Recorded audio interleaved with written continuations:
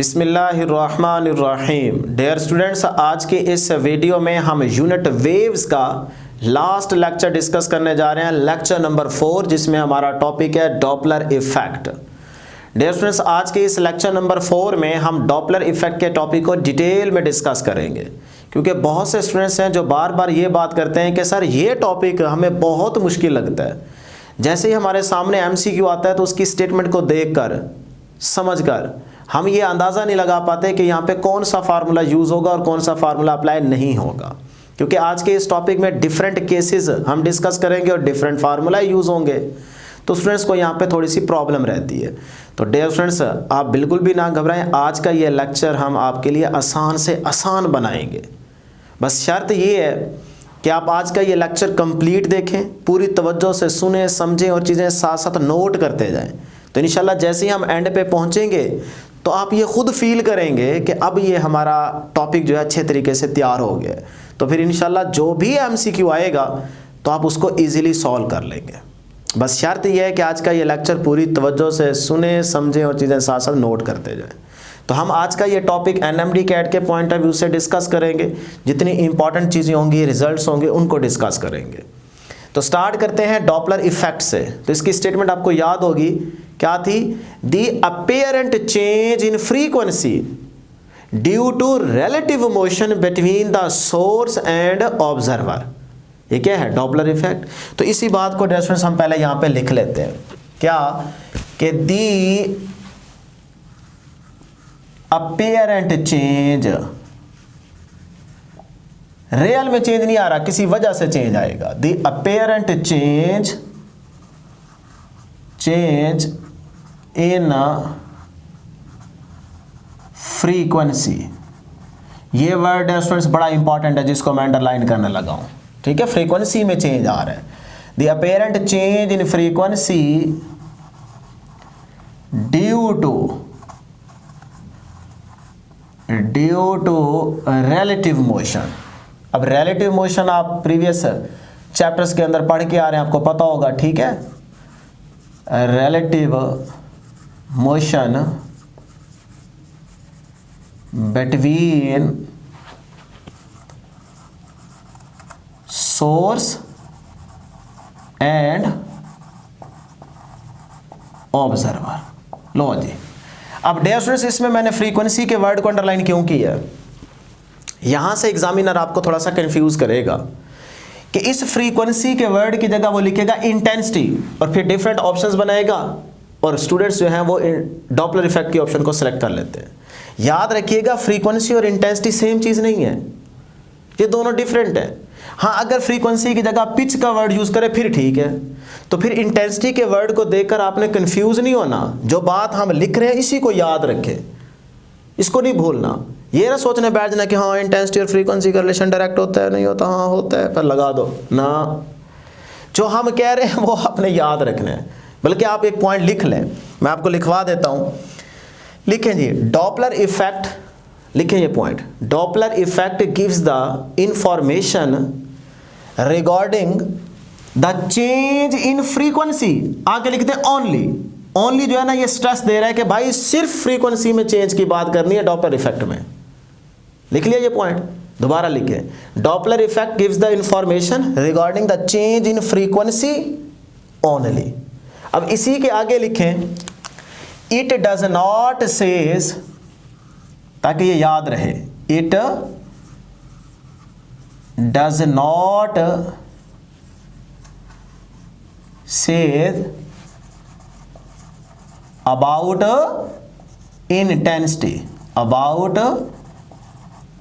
intensity of sound। अब इंशाल्लाह आप कंफ्यूज नहीं होंगे। तो ये 2 पॉइंट्स आपको मिल गए। अब डियर स्टूडेंट्स, बुक के अकॉर्डिंग हम 4 केसेस पहले यहाँ पे डिस्कस कर लेते हैं। उनके प्रूफ नहीं करेंगे, सिर्फ रिजल्ट्स डिस्कस करेंगे, क्योंकि अगर कोई MCQ आता है तो आप उसको इजीली सॉल्व कर सकें, इसलिए हम सिर्फ रिजल्ट्स ही डिस्कस करेंगे। और उसके बाद डियर स्टूडेंट्स, यहाँ से फिर इंशाल्लाह टॉपिक की जान में जान आएगी। ठीक है, तो पहले हम वो केसेस देख लेते हैं जल्दी से। Case 1, when observer moves toward the stationary source. पहला केस क्या था कि सोर्स रेस्ट पे है और वो साउंड प्रोड्यूस कर रहा है, लेकिन उस सोर्स के करीब कौन आ रहा है? ऑब्जर्वर आ रहा है। ऑब्जर्वर सोर्स के करीब आ रहा है, ये पहला केस था।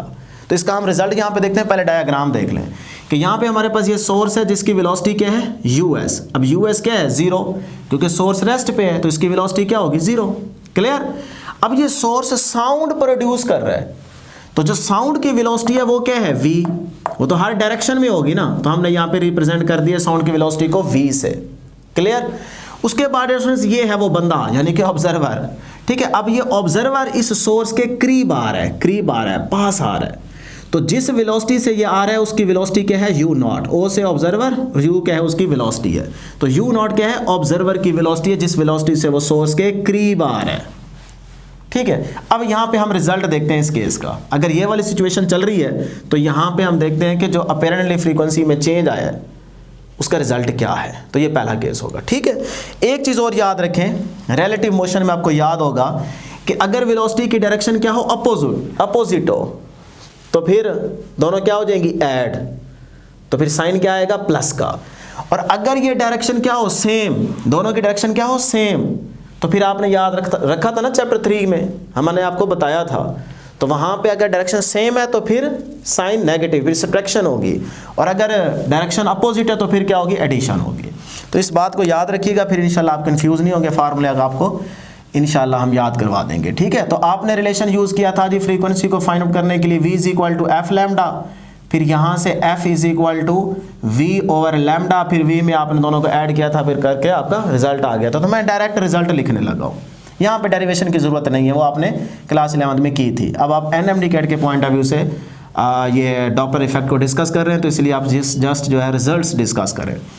तो रिजल्ट था जी एफ प्राइम अपेरेंट फ्रीक्वेंसी, सही है। बुक में ये एफ ए होगा। ठीक है, F dash is equal to, दोनों वेलोसिटी ऐड हो जाएंगी ना, क्योंकि डायरेक्शन क्या आ रही है? अपोजिट। ये देखें, ये है साउंड की वेलोसिटी और ये है ऑब्जर्वर की वेलोसिटी। तो डायरेक्शन अपोजिट, दोनों वेलोसिटी ऐड हो जाएंगी, अपोजिट में एडिशन होगी। तो v plus u not divided by v into actual frequency. लो जी, ये रिजल्ट था। अब ये प्लस किसकी वजह से आया है? ड्यू टू रिलेटिव की वजह से यहाँ पे प्लस का साइन आया है। क्लियर? अब डियर स्टूडेंट्स यहाँ पे देखें कि जो अपेरेंट फ्रीक्वेंसी है, देखें ना, जैसे जैसे ऑब्जर्वर करीब आ रहा है सोर्स के तो उसको साउंड भी ज़्यादा सुनाई देगा ना, तो इसका मतलब फ्रीक्वेंसी बढ़ रही है। तो फिर मैं कह सकता हूँ कि अपेरेंट फ्रीक्वेंसी जो है वो यहाँ पे ग्रेटर होगी केस 1 में एक्चुअल फ्रीक्वेंसी से। और ये तो तभी होगा ना जब ये वाली वैल्यू जो है v plus U not divided by v क्या होगी? Greater than 1। देखें ना, इस सारे की वैल्यू 1 से ग्रेटर होगी तो इसका आंसर यही होगा ना। तो अगर 1 होगी तो फिर तो ये इक्वल हो जाएंगी। तो अगर f डैश ग्रेटर है f से, तो इसका मतलब यही बनता है कि भाई इस सारे की वैल्यू क्या होनी चाहिए? 1 से ग्रेटर। 1 से वैल्यू ग्रेटर होगी, 2 होगी, 3 होगी, तभी तो वो इसका आंसर होगा ना। तो इसका मतलब अपेरेंट फ्रीक्वेंसी क्या होगी? एक्चुअल फ्रीक्वेंसी से ज़्यादा। तो ये था आपका फर्स्ट केस, इतना सिर्फ आपने याद रखना है। अब आ जाए second case, when observer moves away from the stationary source. अब इसका दिमाग खराब हो गया, ये उससे दूर जा रहा है सोर्स से। ठीक है, तो ये वही सोर्स जिसकी वेलोसिटी क्या है? U S is equal to 0, sound की वेलोसिटी v। अब ये ऑब्जर्वर इस वेलोसिटी से क्या जा रहा है? इस सोर्स से दूर जा रहा है। अब ज़रा यहाँ पे देखें, वेलोसिटी की डायरेक्शन क्या है? एक जैसी। तो फिर यहाँ पे क्या होगी? सब्ट्रैक्शन। ठीक है, तो मैं रिजल्ट डायरेक्ट डिस्कस कर लेते हैं हम लोग। यहाँ पे प्लस है, माइनस लगा दें बस। एंड पे हम एक आपको शॉर्ट ट्रिक बताएंगे, वो आपने याद रखना है, इंशाल्लाह आप भूलेंगे नहीं। F dash is equal to v minus U not divide by v into actual frequency. अब डियर स्टूडेंट्स, इसमें अपेरेंट फ्रीक्वेंसी क्या है? इससे लेस। देखिए ना, ऑब्जर्वर दूर जा रहे हैं, तो भाई जितना जितना दूर चलता जाएगा उसको साउंड भी कम सुनाई दे रहा होगा, तो इसका मतलब फ्रीक्वेंसी कम हो रही है अपेरेंटली। तो F prime is less than actual frequency. अब ये कब पॉसिबल होगा? ये तब पॉसिबल होगा जब v minus U not divide by v की वैल्यू क्या हो रही है स्टूडेंट्स? Less than 1। 1 से इस सारे की वैल्यू लेस होगी तो वो इसका आंसर होगा, जिसकी वजह से हम कहेंगे कि f डैश जो है वो लेस देन है f से, कि अपेरेंट फ्रीक्वेंसी जो है वो लेस है किससे, एक्चुअल फ्रीक्वेंसी से। तो इस सारे का आंसर क्या होना चाहिए, 1 से लेस होना चाहिए। तो ये थे हमारे पास 2 केसेस। अब आ जाए जी केस 3 की तरफ। केस 3 क्या है, when source moves toward the stationary observer. अब कहानी उलट हो गई है। ऑब्जर्वर मजे में बैठा है, यहाँ पे सुकून में है, उसकी वेलोसिटी क्या है, 0। लेकिन सोर्स जो है ना, जिसकी वेलोसिटी यूएस है, अब वो सोर्स मूव कर रहा है और ऑब्जर्वर की तरफ जा रहा है, और वो जो साउंड प्रोड्यूस कर रहा है उसकी वेलोसिटी क्या है, v। वो तो डायरेक्शन उसकी हर तरफ होगी। लेकिन अब देखें सोर्स मूव करके जा रहा है ऑब्जर्वर की तरफ विद वेलोसिटी us। अब क्या होगा, तो इसका डियर स्टूडेंट्स जो हमने रिजल्ट डिस्कस किया था, वो रिजल्ट क्या था, वो रिजल्ट था जी हमारे पास f dash is equal to v over v minus us into dear students actual frequency. ये रिजल्ट था। अब इसमें सबसे पहले मैथमेटिकली आपको सेटिस्फाई करते हैं, फिर डायग्राम से भी आपको नजर आ रहा होगा कि भी जैसे जैसे सोर्स करीब जाएगा तो ऑब्जर्वर को साउंड भी ज़्यादा सुनाई देगा। ये फील करें, होता है, फील हो रहा है ना कि जैसे जैसे ये करीब जाएगा उसको साउंड ज़्यादा सुनाई देगा। तो इसका मतलब फिर मैं यहीं से याद रख सकता हूँ कि भाई अपेरेंटली फ्रीक्वेंसी बढ़ रही होगी एक्चुअल फ्रीक्वेंसी से। अच्छा, इस तरह से भी देख सकते हैं, v में से डिनोमिनेटर में चेक करें, इसमें से ये वाली वैल्यू सब्ट्रैक्ट हो रही है, मतलब कोई चीज निकल रही है। तो जब ओवरऑल इस चीज को देखेंगे डिनोमिनेटर में, तो इसका आंसर क्या हो जाएगा, कम। देखिए ना, v में से कोई चीज निकल रही है तो ये वाली सारी चीज कम हो रही है, तो इधर f बढ़ जाएगा। यही होगा ना। तो यहां से समझ आ गई कि भाई हाँ वाकई अपेरेंटली फ्रीक्वेंसी यहाँ पे इंक्रीज हो रही है एक्चुअल फ्रीक्वेंसी से। तो फिर मैं कह सकता हूं कि f डैश जो है वो क्या है, ग्रेटर है इस केस में f से, एक्चुअल फ्रीक्वेंसी से। अब ऐसा तब पॉसिबल है जब इस सारे की value v over v minus us की वैल्यू क्या हो स्टूडेंट्स, ग्रेटर देन 1 हो। भाई सारे की वैल्यू 1 से ग्रेटर होगी तो ये वाला आंसर बढ़ जाएगा ना एक्चुअल फ्रीक्वेंसी से। बात समझ आ रही है। तो बस आपने इतने रिजल्ट्स यहाँ पे याद रखने हैं। अच्छा, अब जरा गौर करना है। चलें पहले 4 केस को डिस्कस कर लेते हैं, फिर आपको यहाँ पे बताते हैं डॉपलर शिफ्ट में वो चीज़ हम आपको बताते हैं जो मैं बताने लगा था कि ये वाली सिचुएशन क्यों चल रही है। यहाँ पे देखें ना, वेव्स कंप्रेस हो रही हैं, यहाँ पे वेव्स क्या हैं, स्प्रेड हो रही हैं, यहाँ पे कंप्रेस क्यों हो रही है, क्या हुआ है ऐसा, तो वो ज़रा यहाँ पे हम डिस्कस करेंगे।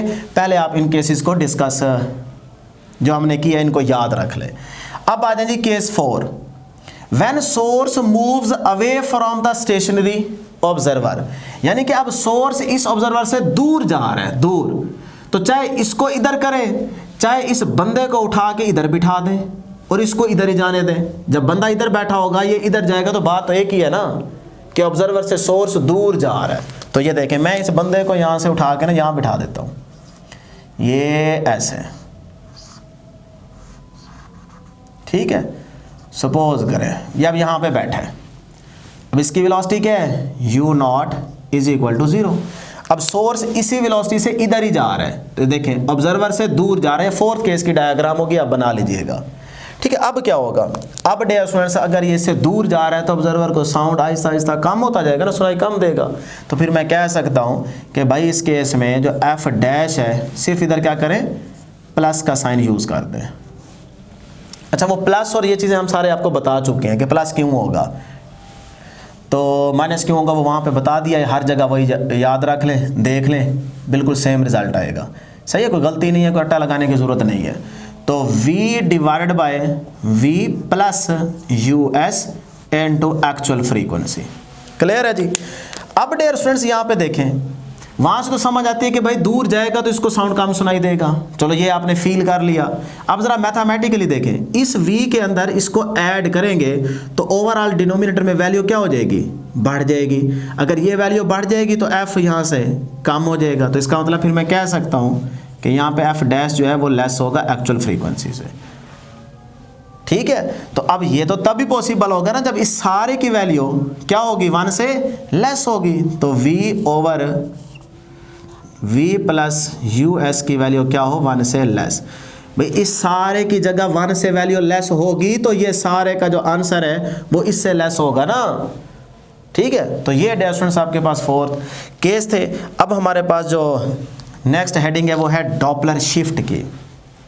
ये क्या बला है भाई, डॉपलर शिफ्ट ज़रा यहाँ पे देखें। कि जब, तीसरे केस की बात कर रहा हूं, जब सोर्स इस ऑब्जर्वर के करीब जा रहा था तो ये वेव्स उतनी रह रही हैं लेकिन ये कंप्रेस हो रही हैं, तो इसका मतलब वेव लेंथ में क्या आ रहा है, चेंज आ रहा है। तो इसी को तो डॉपलर शिफ्ट का नाम देते हैं। डॉपलर शिफ्ट क्या है? It is the change in wave length of the sound wave and it is represented by delta lambda. तो फिर मैं यहां पे लिख देता हूं शॉर्टकट, आप याद रख लें कि डॉपलर शिफ्ट क्या है, बेसिकली ये है change in wavelength, wavelength.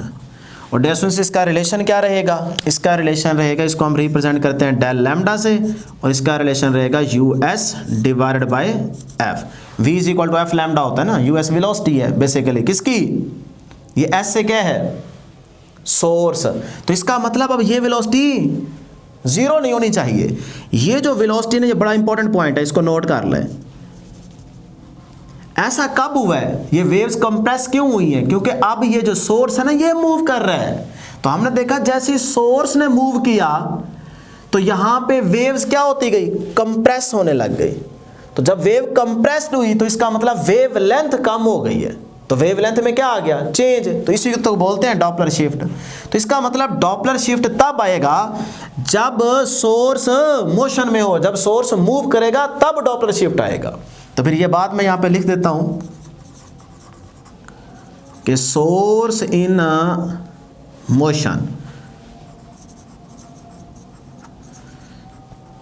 Doppler shift के लिए सोर्स का मोशन में आना बहुत जरूरी है। ठीक है, तो डियर स्टूडेंट्स इसके साथ एक और पॉइंट ऐड कर लें कि डॉपलर शिफ्ट जो है ना, देखिए फार्मूले में क्या आ रहा है, यू आर और एफ आर है। इसके अलावा डॉपलर शिफ्ट जो है ना वो डिपेंड नहीं करता किस पे, डिस्टेंस पे। कौन सा distance, between the source and observer.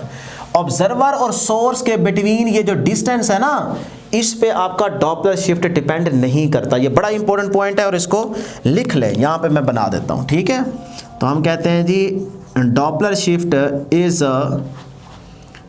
Independent, independent of distance between source, ये source है, and observer। ठीक है जी। अब डियर स्टूडेंट्स इसका मतलब डॉपलर शिफ्ट तीसरे और चौथे केस में हो सकता है, यहां नहीं हो सकता क्योंकि सोर्स यहां पे भी रेस्ट पे, यहां पे भी रेस्ट में, तो यहां तो डॉपलर शिफ्ट हो ही नहीं सकता। हाँ, तीसरे और चौथे केस में हो सकता है क्योंकि सोर्स मूव कर रहा है।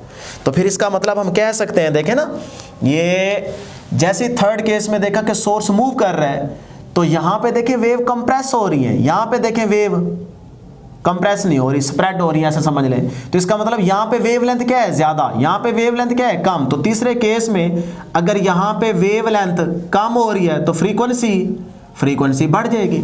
अगर यहां से समझ नहीं आती तो फिर यूं समझ लें, फॉर एग्जांपल जब ये इसके करीब जा रहा था उससे पहले जो वेव थी वो ये थी, सही। अब जब ये सोर्स इसके करीब जाएगा तो वेव यही रहेगी, लेकिन ये अब क्या हो जाएगी, कंप्रेस हो जाएगी। तो अब देखें ये होती है ना वेवलेंथ क्रस्ट से क्रस्ट तक, तो ये देखें वेवलेंथ क्या हो गई, कम हो गई। तो इसका मतलब वेवलेंथ यहां पे तीसरे केस में कम, तो फ्रीक्वेंसी ज्यादा। तो देखें फ्रीक्वेंसी ज्यादा तो है तीसरे केस में। इसी तरह फोर्थ वाले केस में देखेंगे तो यहां पे देखें वेवलेंथ क्या है, ज्यादा। तो अगर वेवलेंथ ज्यादा फोर्थ केस में तो फ्रीक्वेंसी कम, तो फ्रीक्वेंसी क्या है, कम तो है फोर्थ केस में। ठीक है जी। अब डियर स्टूडेंट्स हमारे पास इंपॉर्टेंट पॉइंट यहां पे स्टार्ट होने जा रहा है कि भाई इन फार्मूलाए को हम याद कैसे रखें, क्या इसी तरह से अलग अलग डिस्कस करें, नहीं। हम आपको एक शॉर्ट ट्रिक बताते हैं, एक ही फार्मूला याद रख लें, जैसी स्टेटमेंट आपके सामने आएगी तो आप खुद अंदाज़ा लगा लेंगे, तो सारे आपके फार्मूला ये याद हो जाएंगे। ठीक है, एक ही फार्मूले के अंदर आ जाएंगे। वो फार्मूला क्या है जी, वो है जी F dash is equal to V plus minus U not divided by V plus minus U S into F. ये एक फार्मूला याद रख लें। अब मैं थोड़ा सा हिंट दे देता हूँ, देखें उस केस की अगर बात करें, बाकी आप खुद देख लीजिएगा, दो मैं करवा देता हूं। उस केस में सोर्स क्या है, रेस्ट पे, पहले केस में तो सोर्स रेस्ट पे, तो यूएस की वैल्यू क्या हो जाएगी, 0। तो यहां पे यूएस की वैल्यू क्या कर दें, 0, तो ये सारा 0 हो जाएगा। ये सारा क्या हो जाएगा 0। अच्छा जब ये 0 होगा तो ये प्लस माइनस तो चक्कर ही खत्म हो जाएगा ना, नीचे रहेगा v, ऊपर प्लस आएगा या माइनस आएगा, तो भाई आपने फिर डायरेक्शन पे गौर करना है। तो डायरेक्शन क्या है अपोजिट, तो इसका मतलब प्लस, तो फिर माइनस हटा दें प्लस रहने दें, तो v plus U not divide by v, तो वही फार्मूला नहीं आ गया। उसके बाद यहाँ पे देखें सोर्स रेस्ट पे 0, तो ये फिर से 0, ये नीचे v रहेगा, डायरेक्शन क्या है सेम, तो इसका मतलब सब्ट्रैक्शन होगी, तो माइनस वाले साइन को रहने दें, प्लस वाले को हटा दें, तो वही आपके पास फार्मूला रहेगा। ये v not plus U not U S v plus U not divide by v, इस चक्कर में ना आ जाए ना, सिर्फ एक फार्मूला याद रखें, बाकी आप डायरेक्शन पे गौर करके वही फार्मूला बना सकते हैं। तो यहाँ तक डियर स्टूडेंट्स से देख लें एक नज़र, फिर हम नोट से स्टार्ट करते हैं। तो अब डियर स्टूडेंट्स नेक्स्ट हमारे पास नोट, इस नोट से इसको आगे लेके चलते हैं। पहले यहाँ पे गौर करें कि इन केसेस के अंदर क्या चल रहा है, कि या तो ऑब्जर्वर मूव कर रहा है या फिर सोर्स मूव कर रहा है। तो अब अगर इसी टॉपिक में आपसे पूछ लिया जाए कि भाई दोनों ही मोशन में हैं, तब भी तो कोई फार्मूला होगा ना। तो इस तरह से अगर कोई MCQ आ जाए तो उसको अच्छे तरीके से सॉल्व करने के लिए हम उन फार्मूला को डिस्कस करते हैं। तो देखें, बोथ सोर्स एंड ऑब्जर्वर दोनों के हैं, अब मोशन में अगर हो तब वो साथ में ये भी कंडीशन मेंशन करेगा कि पहले केस में देखें, ये सोर्स है जो मूव कर रहा है विद वेलोसिटी us, और ये ऑब्जर्वर है जो मूव कर रहा है विद वेलोसिटी u नॉट। अब इस केस में क्या हो रहा है कि ऑब्जर्वर अप्रोच कर रहा है किसको, सोर्स को, सोर्स आगे आगे चल रहा है, ऑब्जर्वर उसके पीछे पीछे उसको अप्रोच कर रहा है। तो इस सिचुएशन में हमारे पास फार्मूला क्या होगा, तो डियर स्टूडेंट्स फिर याद रख लें, इसको नहीं भूलना, ये हर जगह यूज होगा, ये आपके पास बड़ा इंपॉर्टेंट फार्मूला है। यहाँ पे भी हमने यूज किया है, आगे वाले जो हम रिलेशन देखने जा रहे हैं उसमें भी यही फार्मूला यूज होगा। देखें, अब ये सोर्स है ना, तो सोर्स साउंड को तो प्रोड्यूस कर रहा है ना, तो ये साउंड की वेलोसिटी की डायरेक्शन है, ये ऐसे, ठीक। अब देखिए यही साउंड ये सुन रहा है ऑब्जर्वर, है ना, तो इसका मतलब यहाँ पे देखें वेलोसिटी की डायरेक्शन क्या आ रही है अपोजिट। अपोजिट में आप क्या करते थे, ऐड करते थे, तो इस फार्मूले में सिर्फ एडिशन रहने दें, जो कुछ है लिख दें, वो इसका इस केस का फार्मूला बन जाएगा। कितना आसान है, तो ये देखें जी, F dash is equal to, addition है तो v plus U not divided by v plus U S into dear students f, ठीक है जी। तो ये आ गया जी इनटू एक्चुअल फ्रीक्वेंसी। लो जी ये फार्मूला बन गया इस केस के लिए। अब यहाँ पे देखें, अगर दोनों ही मोशन में हैं, लेकिन वो साथ में मेंशन करें कि इस केस में देखें सोर्स अप्रोच कर रहा है किसको, ऑब्जर्वर को, तो अब इसका मतलब ये साउंड प्रोड्यूस करेगा, तो जो साउंड प्रोड्यूस हो रहा होगा उसकी वेलोसिटी की डायरेक्शन हर तरफ होगी। अब देखें ये v और ये दोनों की डायरेक्शन क्या है, एक जैसी, तो क्या होगी, सब्ट्रैक्शन होगी। तो इस फार्मूले में सिर्फ माइनस रहने दें क्योंकि सब्ट्रैक्शन हो रही है ना। तो ये देखें जी, F dash is equal to N to V minus U not divided by V minus U S into F. लो जी ये रिलेशन होगा इस कंडीशन पे। तो कितने आसान फार्मूले, इसको नहीं भूलना, ठीक है, बाकी निशानी आप याद रखते जाए। अब नेक्स्ट डे स्टूडेंट्स एक और पॉइंट देख लेते हैं, ये भी बड़ा इंपॉर्टेंट है, MCQ ही है सारे। क्या कहते हैं जी, source and observer moving towards each other, हैं दोनों मोशन में लेकिन वो एक दूसरे के करीब आ रहे हैं। ऑब्जर्वर सोर्स की तरफ और सोर्स ऑब्जर्वर की तरफ मूव कर रहे हैं, दोनों मोशन में एक दूसरे के करीब आ रहे हैं। Source and observer moving towards each other, तब रिलेशन क्या होगा। डियर स्टूडेंट्स फिर आप यहाँ पे निशानी याद रख लें, प्रूफ भी हो जाएंगे लेकिन आप डायरेक्ट रिजल्ट्स याद रखें। तो इसमें पहले प्लस फिर माइनस, तो यही रिलेशन यहाँ पे याद रख लें। ये आ जाएगा जी, F dash is equal to V plus U not divided by V minus U S. एक दो ऊपर प्लस है तो प्लस फिर माइनस, और आगे क्या आ जाएगा, एक्चुअल फ्रीक्वेंसी, ठीक है। तो इस केस में देखें एफ डैश जो है वो ग्रेटर होगा एफ से, तो इसका मतलब डिस्टेंस क्या हो रहा होगा, डिक्रीज, ठीक है, तो वो क्या हो रहा होगा, डिक्रीज। उसके बाद नेक्स्ट पॉइंट देखें, source and observer moving away from each other, हैं दोनों मोशन में लेकिन वो दोनों एक दूसरे से दूर जा रहे हैं। तो जब दोनों एक दूसरे से दूर जा रहे होंगे तब रिलेशन क्या होगा, पहले इस फार्मूले में प्लस माइनस, अब माइनस प्लस, तो इसका मतलब ये बन जाएगा एफ डैश ये याद रखने आपने, ठीक है ना, results v minus U not divided by v plus U S into F. अब इस केस में क्या होगा, f डैश जो है वो लेस होगा, f से इसका मतलब डिस्टेंस क्या हो रहा है, वो इंक्रीज हो रहा है। लो जी, अब हम बड़े इंपॉर्टेंट पॉइंट्स यहाँ पे डिस्कस करने जा रहे हैं, बहुत इंपॉर्टेंट है। जितने भी एमसीक्यू होंगे ना वो सारे आप अच्छे तरीके से सॉल्व कर सकते हैं अगर ये पॉइंट्स आपने याद रख लिए तो। सबसे पहला पॉइंट देखें, साउंड साउंड साउंड साउंड चल रहा है, तो अगर मैं आपसे पूछूं कि डॉपलर इफेक्ट लाइट के लिए एप्लीकेबल है, साउंड के लिए तो है ना, क्योंकि साउंड का तो जिक्र आप करते चले आ रहे हैं, तो जैसे लाइट की ऑप्शन आएगी तो स्टूडेंट्स कंफ्यूज हो जाते हैं। तो याद रखें, लाइट के लिए भी डॉपलर इफेक्ट एप्लीकेबल है, पहला पॉइंट ये लिख लें। फिर इसके अंदर फिर और एमसीक्यू बनेगा, वो भी बताते हैं आपको। तो मैं क्या लिख रहा हूं कि डॉपलर इफेक्ट इज एप्लीकेबल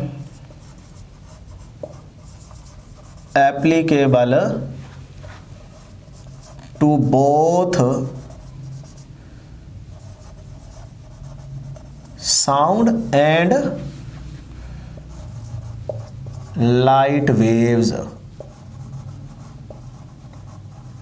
ठीक है जी, लाइट वेव के लिए भी डॉपलर इफेक्ट एप्लीकेबल है। अब जैसे लाइट का नाम आता है ना, ठीक है, तो यहां से फिर एक और एमसीक्यू आपसे पूछा जा सकता है कि इलेक्ट्रोमैग्नेटिक वेव के लिए डॉपलर इफेक्ट एप्लीकेबल है, तो आप आंसर देंगे यस। ठीक है, तो आंसर किस में होगा, यस में। इलेक्ट्रोमैग्नेटिक वेव्स के लिए भी डॉपलर इफेक्ट एप्लीकेबल है। अब जैसे इलेक्ट्रोमैग्नेटिक वेव्स का नाम आता है ना, तो एक्सरे के हैं, वो भी तो इलेक्ट्रोमैग्नेटिक। तो क्या एक्सरेज के लिए, बड़ा इंपॉर्टेंट पॉइंट बता रहा हूं, क्या एक्सरेज के लिए डॉपलर इफेक्ट एप्लीकेबल है? तो आंसर है नो। अब देखें, इलेक्ट्रोमैग्नेटिक वेव का जब नाम लिया तो आपने आंसर दिया यस, जनरल बात हो रही है ना। लेकिन जैसे आपने एक्सरे का नाम लिया तो हमने आंसर दिया कि नहीं, एक्सरे के लिए डॉपलर इफेक्ट जो है वो एप्लीकेबल नहीं है। तो अब आप कमेंट में बताएं कि एक्सरेज के लिए डॉपलर इफेक्ट एप्लीकेबल क्यों नहीं है, ये आप कमेंट सेक्शन में बताएंगे। मैं चाह रहा था कि आपको बताऊं, लेकिन आप कमेंट करेंगे तो ज़्यादा अच्छा मुझे लगेगा, फिर वहाँ पे हमारी डिस्कशन होगी। तो आप ज़रा गौर करें और फिर बताएं कि भाई एक्सरे के लिए डॉपलर इफेक्ट एप्लीकेबल क्यों नहीं है। ठीक है, तो मैं यहाँ लिख लेता हूँ, लेकिन यह है कि आप आंसर इसका कमेंट सेक्शन में बताएंगे। इलेक्ट्रोमैग्नेटिक वेव के लिए है, एक्सरेज के लिए नहीं है ना, तो फिर मैं दूसरे पॉइंट में यही लिखने लगा हूँ कि but not applicable for X-rays. ठीक है, ये सेकंड पॉइंट। देखिए कितने इंपॉर्टेंट पॉइंट्स हैं, ठीक है ना, इनको याद रखना बेटे। उसके बाद नेक्स्ट पॉइंट हम ऐड करते हैं कि ये जो हम रिलेशंस यूज करते चले आ रहे हैं, ये जो रिलेशंस हम डियर स्टूडेंट्स यूज करते चले आ रहे हैं, रिलेशंस ये अप्लाई नहीं होंगे, नॉट एप्लीकेबल इफ, अगर क्या हो, अगर आपके पास सोर्स की स्पीड साउंड की स्पीड से, ये है सोर्स की स्पीड अगर ग्रेटर हो, इसको मैं लिख देता हूं एस, वो भी साउंड स्पेलिंग तो एक जैसी ना। अच्छा चले, बहरहाल मैं बोल रहा हूं, आप इसको कंप्लीट कर लें। देखें ये क्या है, सोर्स की स्पीड, ये क्या है, साउंड की स्पीड। अगर सोर्स की स्पीड ग्रेटर हो साउंड की स्पीड से, या सोर्स की स्पीड इक्वल हो साउंड की स्पीड से, तब डियर स्टूडेंट्स ये सारे रिलेशन एप्लीकेबल नहीं है। मतलब आप शॉर्टकट कह सकते हैं कि डॉपलर इफेक्ट एप्लीकेबल नहीं है, फिर आपको देखने को नहीं मिलेगा डॉपलर इफेक्ट। कब? जब सोर्स की स्पीड ग्रेटर हो जाए साउंड की स्पीड से या उसके इक्वल हो जाए, तब डॉपलर इफेक्ट देखने को नहीं मिलता। ठीक है जी, तो यहां तक ये तीसरे पॉइंट तक आप नोट कर लें, अजान हो जाए फिर उसके बाद आगे इसको लेके चलते हैं।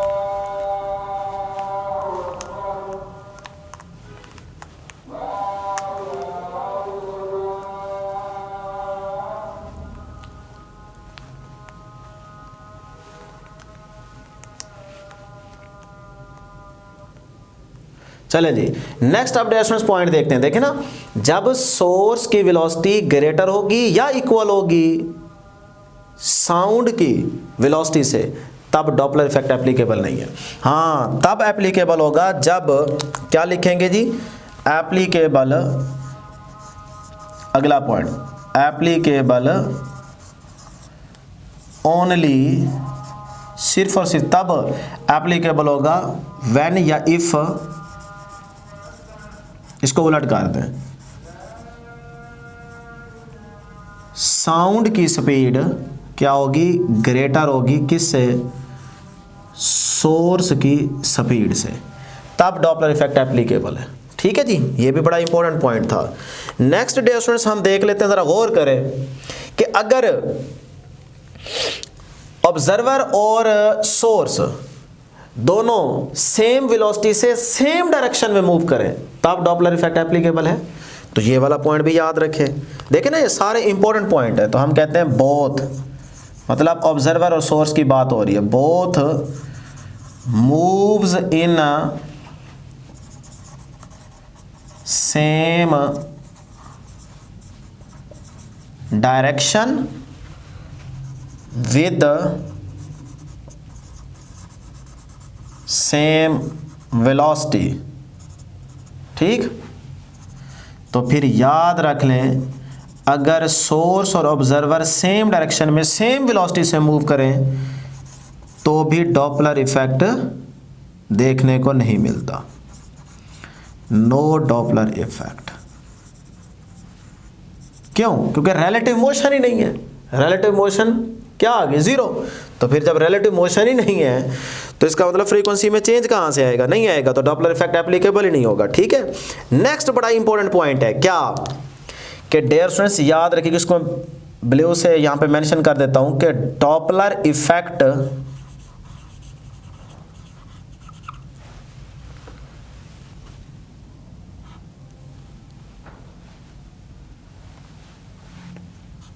इन साउंड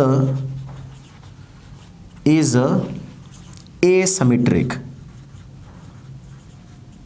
गैर मुतवाजन। ठीक है ना, डॉपलर इफेक्ट साउंड में क्या है, एसिमेट्रिक, बट इन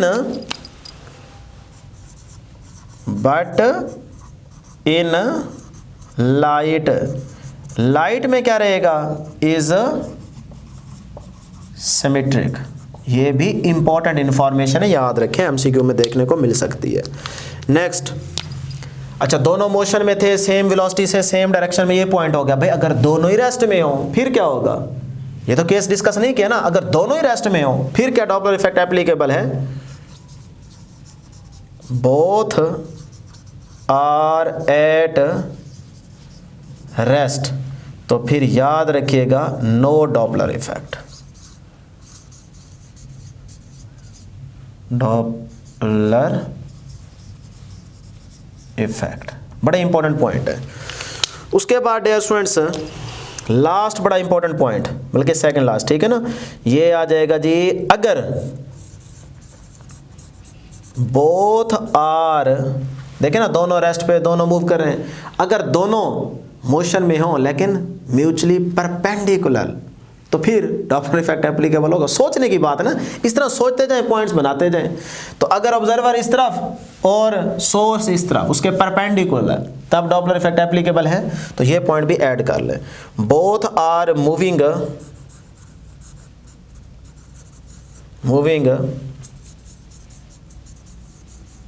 म्यूचुअली, ये परपेंडिकुलर का सिंबल है, ठीक है, म्यूचुअली परपेंडिकुलर, इधर नहीं आएगा, इधर लिख देते हैं, परपेंडिकुलरली, परपेंडिकुलर डायरेक्शन।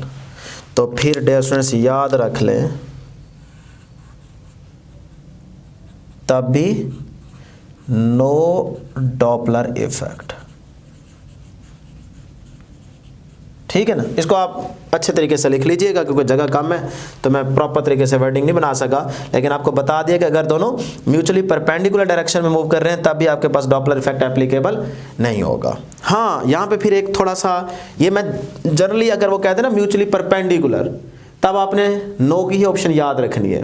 लेकिन अगर वो खास कर दे कि डिस्टेंस है परपेंडिकुलर लेकिन डिस्टेंस बहुत कम है, तब एप्लीकेबल होगा। हाँ, अगर डिस्टेंस ज़्यादा है और वो है म्यूचुअली परपेंडिकुलर, तब आंसर होगा नो डॉपलर इफेक्ट। ठीक है ना। तो ये डिस्टेंस का थोड़ा सा पॉइंट आ जाता है, लेकिन इन जनरल जब भी वो म्यूचुअली परपेंडिकुलर डिस्टेंस का जिक्र ना करे, तब आपने नो डॉपलर इफेक्ट की ही ऑप्शन को सिलेक्ट करना है। डॉपलर इफेक्ट आपको देखने को नहीं मिलेगा। लास्ट पॉइंट जी, इंपॉर्टेंट। अगर डियर स्टूडेंट्स, और ये वाला पॉइंट ना आपके एक्सरसाइज का लास्ट क्वेश्चन भी है, ठीक है, वहां पे वो पूछता है कि वो कंडीशन बताएं जिसमें आपके पास अपीरेंट फ्रीक्वेंसी में चेंज नहीं आता, डॉपलर इफेक्ट एप्लीकेबल नहीं है।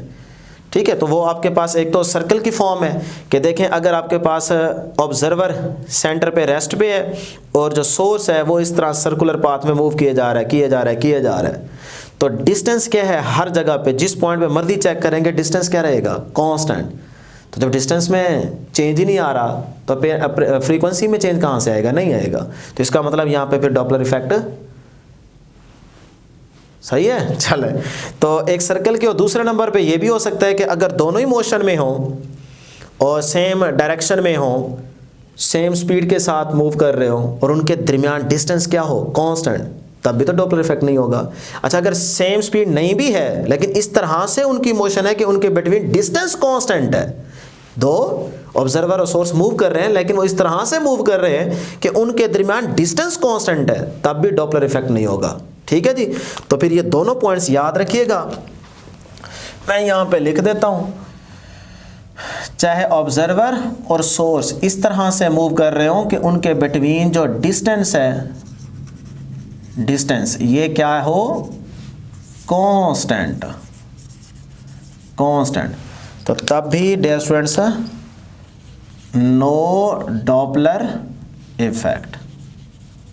ठीक। और दूसरे नंबर पे अगर ऑब्जर्वर रेस्ट पे है और सर्कल के सेंटर में यहाँ पे सुकून से बैठा है, सोर्स बार घूमी जा रहा है, तो डिस्टेंस क्या है, कांस्टेंट। तो इस कंडीशन में भी आपके पास नो डॉपलर इफेक्ट। हाँ, ऑब्जर्वर यहाँ पे है, सोर्स यहाँ पे रख दें। ठीक है, अब सोर्स साउंड तो प्रोड्यूस कर रहा है लेकिन ये सारा डिस्टेंस क्या रहेगा, कांस्टेंट। तो इसका मतलब है कि उस केस में भी आपके पास नो डॉपलर इफेक्ट। लो जी, ये हमारे पास आज की डिस्कशन थी। बड़े इंपॉर्टेंट पॉइंट्स हैं, आप देख सकते हैं। अब ज़रा गौर करें, अगर ये चीज़ें आप तैयार कर लेते हैं अच्छे तरीके से, तो मुझे उम्मीद है कि आप जो भी MCQ आएगा उसको इजीली सॉल्व कर लेंगे। तो एक छोटा सा MCQ देखते हैं, ठीक है। बाकी इंशाल्लाह हम जब डिस्कशन करेंगे MCQs की तब आपको बताएंगे।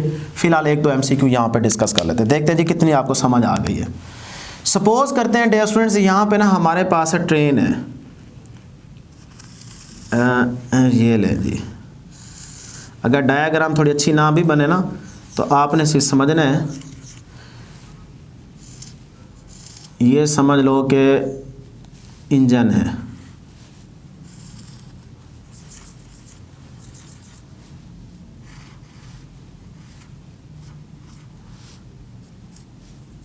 बॉक्स, डब्बा, हम तो सराइकी में कहते हैं छकड़ा, सही है ना, जिसमें हम यहाँ पे बंदे सारे बैठे होंगे। ठीक है ना। अब ये जो इंजन है वो इस बॉक्स को ऐसे आगे लेके जा रहा है, ट्रेन की एग्जांपल है।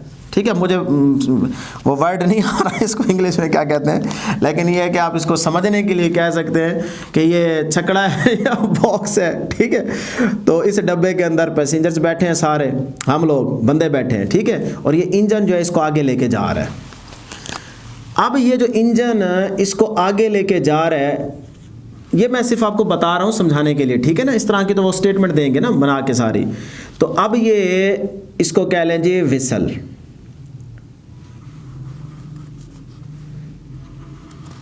ठीक है, विसल का क्या मतलब होता है, सीटी। ये वाली सीटी नहीं, ये वाली ट्रेन की सीटी। ठीक है ना, तो इसका साउंड होगा कि नहीं होगा, साउंड होगा। तो उसकी लेट करते हैं कि जो फ्रीक्वेंसी है ना वो है n। एक्चुअल फ्रीक्वेंसी इसकी क्या है, n। विसल की जो एक्चुअल फ्रीक्वेंसी है वो सपोज करें n है। अब ये जो साउंड है ना, ये अंदर बैठा हुआ ये ऑब्जर्वर जो है ना, ये इसको सुन रहा है। ठीक, तो इसकी जो अपेरेंट फ्रीक्वेंसी है वो सपोज कर लेते हैं n डैश है।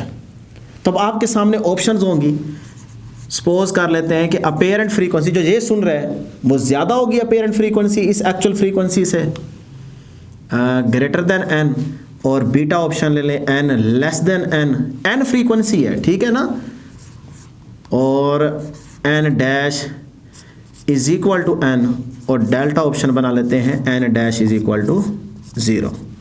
ये अब मुझे बताएं कि इंजन वेसल जिसकी फ्रीक्वेंसी क्या है एन,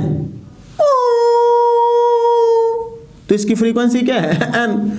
अब ये जो इसके अंदर बैठा है और इस बॉक्स को ये इंजन लेके जा रहे हैं, एक की वेलोसिटी के साथ लेके जा रहे हैं, ठीक है ना, यहां से ये अटैच है।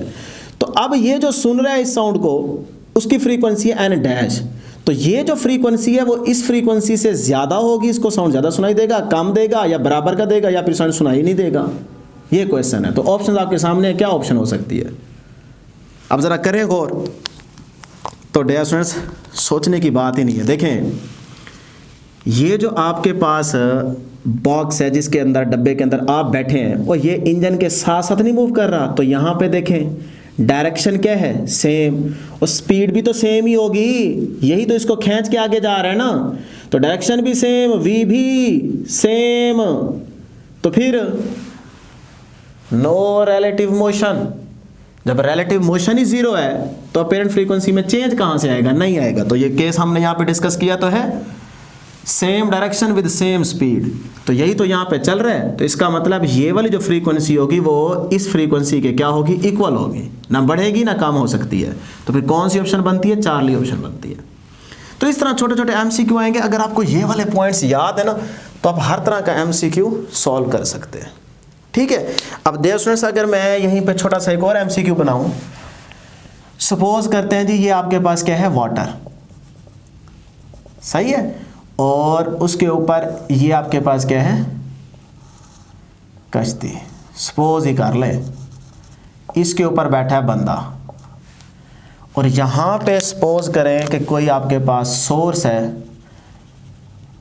जो कि साउंड प्रोड्यूस कर रहा है, ठीक है, और साउंड ऐसे बाहर आ रहा है, और उसकी फ्रीक्वेंसी कुछ ना कुछ है एन। अब ये इस फ्रीक्वेंसी को सुनेगा, एन डैश कह लें उसको। तो अब वहीं पे देखें बहुत सारी ऑप्शंस होंगी, तो आप ज़रा यहाँ पे गौर करें, यहाँ पे भी डॉपलर इफेक्ट एप्लीकेबल नहीं हो रहा। कैसे, देखें भाई ये अगर साउंड प्रोड्यूस कर रहा है तो ये वाटर में उस साउंड की फ्रीक्वेंसी क्या है एन, तो अब बोट क्या है वाटर के ऊपर, तो इसका मतलब बंदा तो पानी के अंदर नहीं है ना, तो जो फ्रीक्वेंसी है वो इस मीडियम से एयर वाले मीडियम में आएगी, तो क्या चेंज हो जाएगी, नहीं, फ्रीक्वेंसी तो डिपेंड करती है सोर्स पे, मीडियम के चेंज होने से फ्रीक्वेंसी में तो चेंज नहीं आता ना, तो इसका मतलब फ्रीक्वेंसी में चेंज नहीं आएगा। जब फ्रीक्वेंसी में चेंज नहीं आएगा तो डॉपलर इफेक्ट कहाँ से आ गया, तो नो डॉपलर इफेक्ट, ठीक है। तो इस तरह से डिफरेंट ऑप्शन होंगे, आप उसमें से देख लीजिएगा, नो डॉपलर इफेक्ट लगा दीजिएगा। तो देखिए छोटे छोटे एमसीक्यूज बनेंगे, लेकिन गौर करना है, गौर से देखना है। तो जितने आपके ये इंपॉर्टेंट पॉइंट्स हैं ये याद आप कर लें तो ठीक है। तो आज के लिए इतना ही, दुआओं में ज़रूर याद रखिएगा। अल्लाह हाफिज़।